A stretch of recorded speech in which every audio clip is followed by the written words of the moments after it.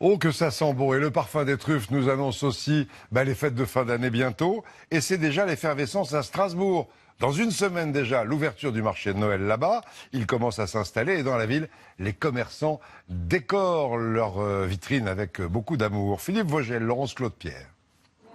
À une semaine du lancement officiel des illuminations de Noël, sur les façades des magasins, les premières décorations sont en place et certains profitent déjà du spectacle. En coulisses, les petites mains s'activent pour finaliser les derniers décors.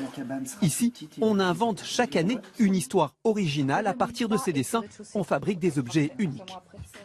On fait un petit peu le travail de marionnettiste finalement. On reconstruit notre histoire par rapport à la thématique de Noël qui est la fête foraine et qui est surtout la rencontre entre un pigeon et une colombe.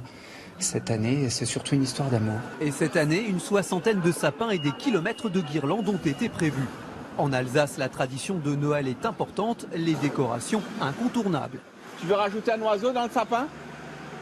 Au-dessus? Grégory est perché sur sa nacelle depuis fin octobre. Il doit réaliser une trentaine de façades.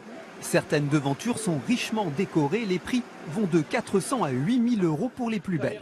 Noël, c'est quelque chose de magique et il faut que les gens retrouvent cette magie dans nos façades.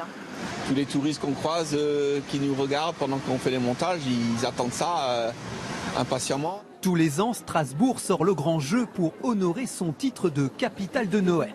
Cette année encore, près de 2 millions de visiteurs sont attendus dans les rues du centre-ville et sur son marché de Noël historique. Le Christkindlesmarkt fête cette année sa 447e édition. Et je vous rappelle qu'à Paris, pour l'instant, pas de marché de Noël.